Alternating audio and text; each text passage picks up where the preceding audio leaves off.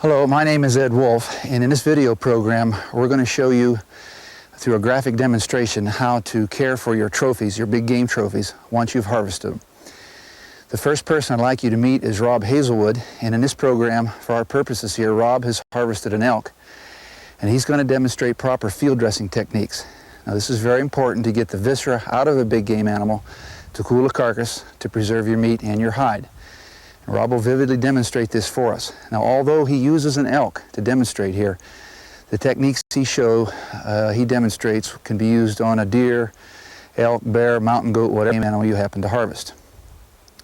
The second individual I'll introduce you to is Mike Lipinski, and Mike lives in northwest Montana, and he's had much experience. And in this situation, he was hunting in the Clearwater National Forest in Idaho, and he harvested a bear. Now, what Mike will demonstrate is how to skin the animal, how to quarter it to remove the meat from the carcass, how to cool the meat so it doesn't spoil, use of meat bags, keeping the meat clean.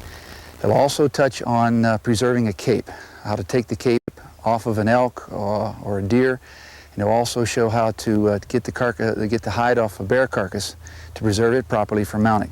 Between these two gentlemen, they've had years and years of experience in the mountains and harvesting big game animals and taking care of them. And pay attention to what they say, and I can get some good information. Well, Steve, it's time to roll up our sleeves and get to work. This is the fun part, isn't it?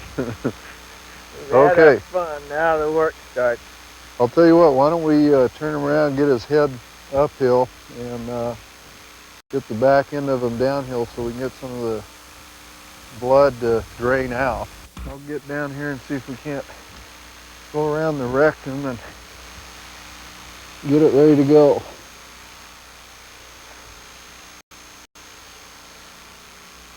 If you could ever get one where you could hang it in a tree. Yeah. But that's almost too much to ask for, I think. Well, it makes a real good way clean way to gut them this way. That's right. It's a lot quicker. You don't have to break the pelvis and dull your knife in the middle of your job. Yeah, it's good to keep your meat as clean as you can. Most people don't take real good care of their meat, and that's really important. Okay, we're looking good there. If we can kind of roll them. See if we can get them. Okay. I'll step in. There you go. All right. One thing I like to do is if we're going to cape him, I'm going to start right in here. Okay. So you got plenty of cape. Most people cut up, don't leave enough hide, I think, and end up with these short neck mounts. But we'll go ahead. I like to start right at the brisket too, then you don't have to worry about cutting into the paunch. You can feel right at the edge of the brisket there. Make an incision down where you can see like that, and then clean it off a little bit. And get your fingers up in there and run your knife just about like that. It's important to cut right between your fingers, and that helps you to where you don't cut the paunch. The other thing I like to do is go around the penis area here. A lot of time these old bulls will urinate on themselves during the rut. You get along the side like this. There's a thin membrane right underneath there where your knife slides easy in. That's if right. you poke that thin membrane and you get them gases coming up in your face, it makes your job very unpleasant. Sure can. Makes it kind of nice when you got two people, one got to hold them like this. Normally I like to carry some rope in my pocket, and where I can tie the legs, up to a tree or something, then you don't have to fight the elk the whole time because they'll wear you out.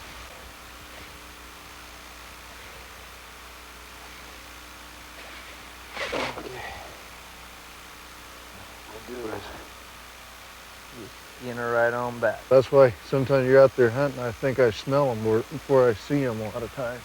Oh, that's a fact. And that scent is so strong once you get it on your hands and pack it around for you with you half a day, you'll never forget it. That's right.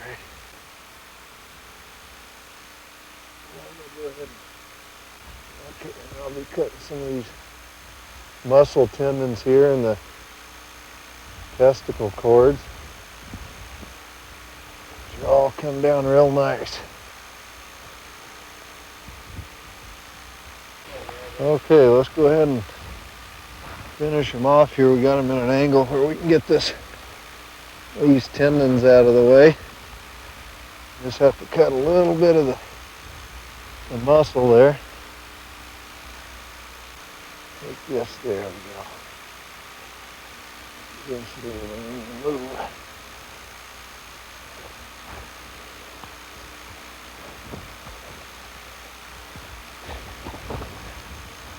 Dang bushes, I should have brought a hatchet or something to get them out of the way. It's always nice to give yourself some room to move.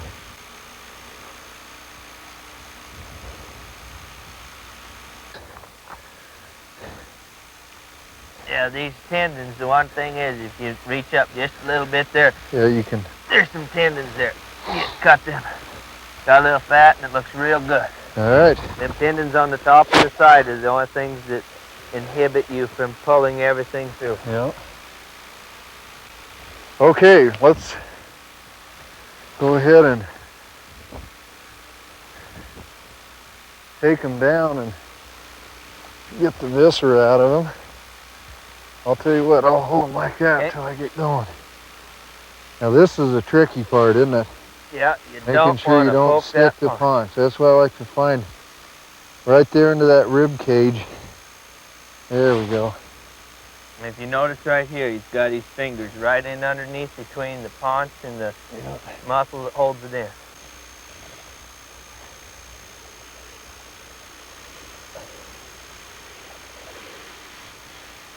Okay, now come back through and just rip the rest of them, right? There we go. Okay, now this is the fun part, reaching up in there. You take that, cut that diaphragm muscle all the way down too. It makes life a lot easier when you go to pull the whole thing out. You got to kind of pull the viscera away as you're doing that. And come back to the other side, do the same. This is where he's reaching clear up and trying to grab a hold of as far into his chest cavity to cut the esophagus and the jugular vein now. If you don't want to save the cape, then you can split the chest cavity wide open and you don't have to reach inside him like this. But on this animal, we're going to save the cape. And it's essential that you never split the hide underneath the chest if you're going to. There it all comes rolling out. Got a nice lung shot. Them arrows sure tear it up. They sure do. Good eating now. There, just rolling out. Get away from the meat. Now this is where we pull out. Cutting a little more of the diaphragm. Get a hold of it. And pull. We can cut it right here. Just cut the penis. There you go. The whole thing comes out at once. Lick as a whistle. Well, Rob, let's go ahead and dump the blood out of him, Okay. and then we'll get on with the cape. Drag him uphill a little bit and get it drained.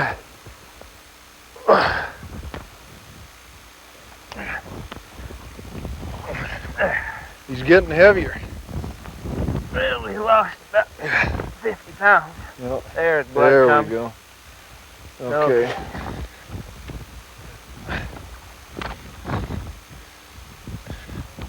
Now, There we go. the way we've cleaned him out, that blood will come right on out too. See how he's already steaming? It's real important that you get the cape off before the hair starts to slip. Okay. I just killed a dandy bear with my bow. I'm in North Idaho, here in the Clearwater National Forest in Unit 10, and it's a dandy trophy. It's a dandy trophy. But the fun's over, now the work begins. Earlier you saw Rob Hazelwood field dress an elk. With a bear, it's quite a bit different, because with an elk you're not too concerned about what happens to the hide. You're after that getting the intestines out and getting it field dressed and getting it cooled off. But we have a valuable bear hide here. You might want to have a rug or a shoulder mount made or something. So when we start cutting, you have to do some thinking about exactly how these cuts are going to be made, how far they're going to be made. A lot of people waste the rug, ruin the rug, because they don't know how to start cutting it out. And what we're going to do is we're going to show you how to take care of the meat on an animal, get it cooled out, get it in game bags, and get it prepared for eating. And we're also going to show you about how to take care of a very valuable bear hide for a rug. Get my skinning knife out. I got a saw. We'll use that saw. I got a lot of game bags. And got a short-bladed knife, but it's very sharp, and you can get them 12 inches if you want, but this has done plenty for me. The first thing you want to do is get it on its back.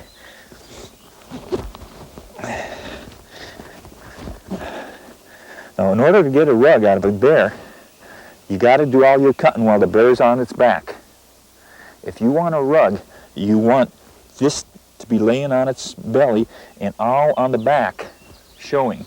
So you got to do all your cutting this way. Okay, if we're going to make a rug, we'd do is we'd make our cut right up to the white in the chest, right down to the anus. Then we'd make another cut on the back of each paw like this, and then just skin all the meat, all the hide away from the meat. If you were going to cape out an elk or a deer, if you want to mount a deer's head and you want to use that same cape, you start right behind the shoulder, right here. Make a cut all the way around, just the hide, okay? Then you go right up the back here with your cut, and then you just peel it off. You just peel it off this way, come up to the neck. You'd have all the hide up there, right up around the neck, and then just cut the neck bone off, so that when you peel it away, you'd have the skull inside the head. And then you'd take it into a taxidermist, and he'll take care of the head. Most guys really can't take care of the head. It's just too exacting. And it's real simple. Remember, all the way around behind the shoulder line though. Just cut that hide, then make an incision all the way up to the back of the neck there. Peel the hide away, and then cut the head off. And then you've got your trophy there. Yeah, I made an incision up here, right up to the chest, like I told you I was going to do. It's a boar. I took its rigging down, laid down here. I'm going to start separating the hide from the meat. Just pull on that hide when you cut, and just touch it with a sharp knife. See how easy it comes? Don't go cutting big chunks of meat out. You end up with a real messy carcass that way. See? Look how easy it works. Look at that. Pull on it and just touch it. Look at it. Just separates real easy. It's real important to get this hide off a freshly killed animal. This bear is nice and warm. If you don't, that body heat will stay in there and bacteria will start growing real bad, and that's where you ruin meat. So it's real important to do that. Get the hide off. There we have a wound hole. Get that hide off just as soon as you can. Now, meat is stored in a cooler, but air temperature usually is plenty good to cool meat out. Right now it's 50 degrees out, 48 degrees out. We're going to hang these in game bags, and it's going to really cool out quick. You get that air circulating around the meat, and it'll just get it to 50 degrees, and that'll keep meat for a couple days even. It's real important to keep meat clean. Now, the hide is protecting this meat so far, but pretty soon I'm going to have the hide off, and I'm going to have to keep the meat from getting just full of dirt. And that's why I got a white game bag. It's a nylon game bag. It's a mesh that lets the air cool it. We're going to lay the meat on that game bag so that when we prepare it, it's not going to be laying in the dirt. Okay, now we're starting to get right into the meat. As you can see, legs are starting to fall apart. This is right between the legs. And you notice we haven't gutted this animal out. Since we're not going to take actual quarters out, rib cage and backbone and everything, there's really no reason to gut the animal out. But all the meats on both shoulders, both front legs, both rear legs, Then along the back, there's what you call the fillet, between the rib and the backbone. You can cut that out real easy. And you don't really have to do this messy gutting out. Boy, it's real important to remember that. Unless you're taking the back and the rib cage and, you know, actually cutting the carcass right up into quarters, there's no reason to even get into this messy job. We're going to take these haunches, all this meat off without ever gotten it. And that's just the real important things to remember, because it's just a terrible mess to do that. Okay, where I'm aiming at now, where this leg connects, there's a ball and socket. We're going to take this rear ham off right at the ball and socket. It's real easy. We'll show you here as soon as I get into it. Okay, I've got this leg all skinned up on this bear, and I'm caping it out, so I'm up here at this joint. And what you do is you just keep on working away at this kind of ankle, and pretty soon that joint will pop out. You got to get in there and get the tendons. It takes a little time. Just don't rush it, and you'll break it right free. Okay, I realize I'm working on a bear and saving this rug, but this process I'm doing will work the same on a deer or an elk or a moose, anything. And this is going to give us the top part of this ham as soon as this leg is free.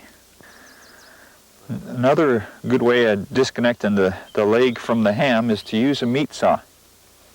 I started working on a joint, but I decided just to saw it off, and they work really, really well, and they're easy to pack around. You can put them on your belt, and they go through this bone like real quick.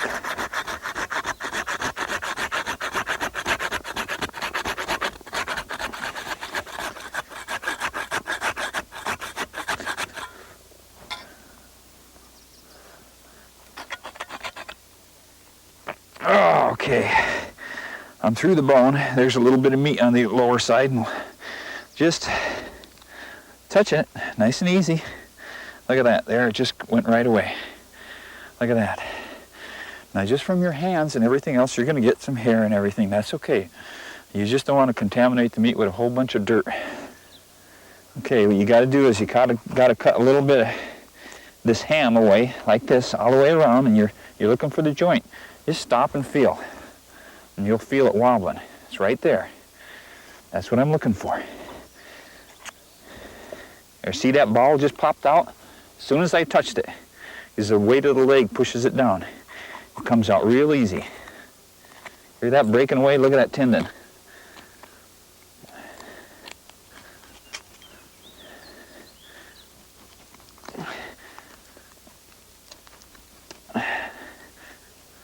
Okay, it's free, but now we got some meat back here. And you see how that broke away? It just broke away from the pelvic bone.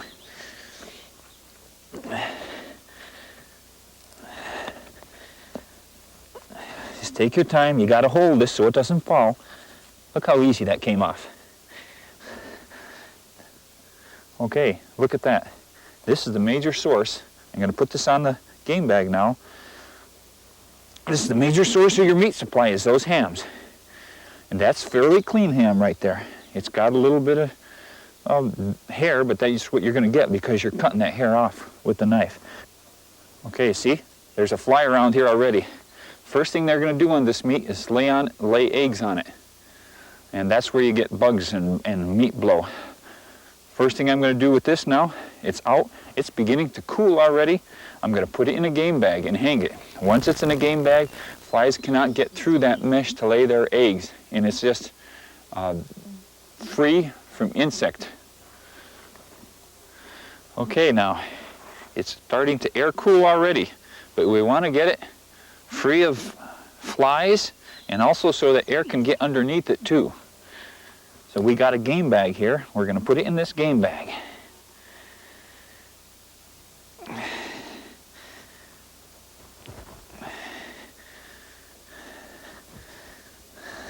See how this is see-through? The air can just get right in through there. What we're going to do is we're going to go and hang this in the shade of a tree. You don't want to hang it where the sun's going to get at it because it could be 80 degrees sometimes in the early fall or spring, as this one is. Yeah, this looks like a good shady old cedar tree. No matter how hot it gets today, we're going to keep the sun out and the heat away from the meat.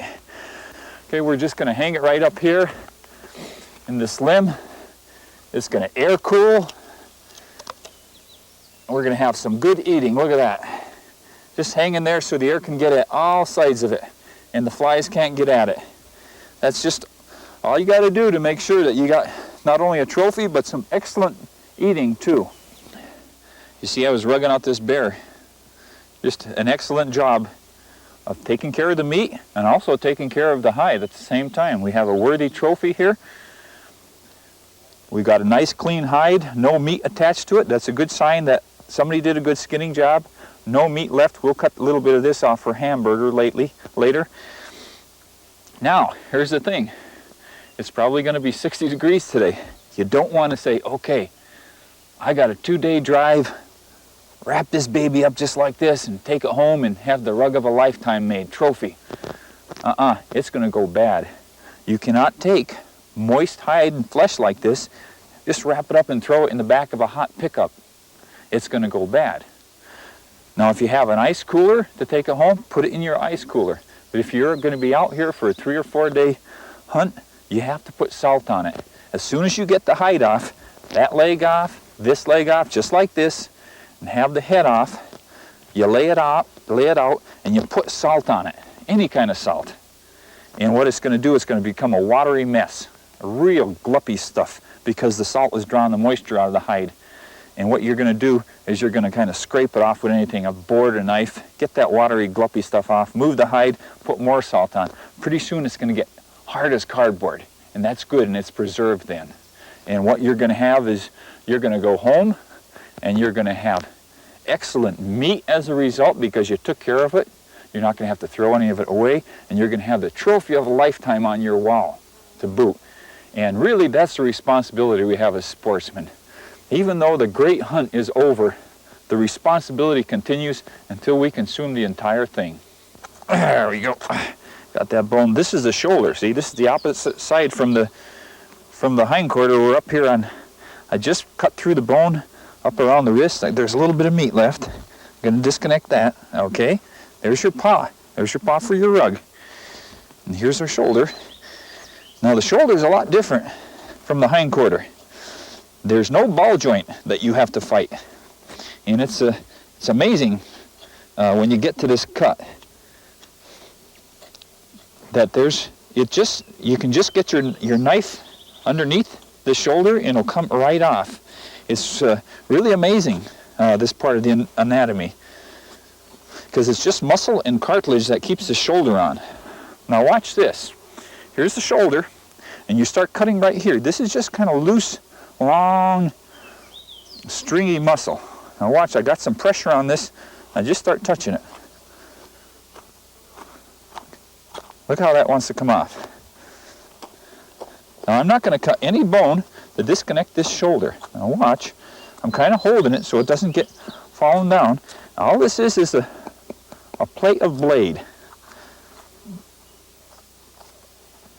Here we go. We just about got it off now.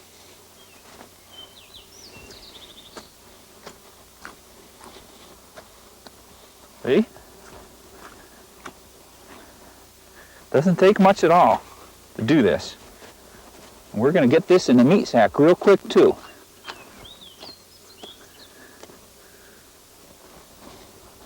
Oh, got one little chunk of meat. I better get that. Disconnect it. There you go. Look at that. This is the shoulder blade. Not a lot of roasts or anything else in it. This is mostly hamburg meat. This is mostly bone, but we got some muscle here, and you kind of fillet it off, and all you're going to end up with is a big bone left here. One thing we want to do is we want to get it over on a game bag so that we don't drop it in the dirt and get it really badly contaminated. That's all there is to that. Now we're going to put that in a game bag and hang it with the other one. Now you've seen Rob and Mike demonstrate their procedures, and I'd like to add a couple comments of my own if I might. And one of the common questions I'm asked is, what do I do now? I've got these quarters, I've got this boned out meat, I've got a bunch of distance to travel to get home, what do I do now? Let me suggest to you not to take your meat and put it in a sealed plastic garbage bag. It'll make the meat soupy and spoil, and air can't circulate around it, and it's a no-no. Store your meat, be it in quarters or in meat bags or whatever, in a place where air can circulate around it, in the coolest place in your car that you can find. Many times you just want to put your carcass in your pickup or on top of your car to get it home. I'd suggest that's okay, I do it too, but don't travel long distances at high speeds with a carcass on your roof, because it's going to affect the meat flavor. Now when you get the meat home, if your ambient air temperature is 20 to 30 degrees, you might want to let the meat hang for a week or 8-9 days, something like that. It'll enrich the flavor of the meat, and it's called aging. I don't do that too often. Most often I get my meat down to the butcher within a day or two. It's just my personal preference to get the job taken care of, and I haven't noticed any differences. Another question I'm asked is, what do I do with the meat? What cuts do I have made? Personally, I have my deer or elk cut into steaks, the tenderloins and the rib steaks, and the rest I have ground into hamburger. And I add 5 to 8% suet. Now, wild game is very lean. Hamburgers will shrink down to little bitty patties, and so I add about 8% suet to prevent some of this shrinkage. However, wild game is very low in cholesterol, and that's healthy for us, of course, so you don't want to add too much suet back, because that contains cholesterol.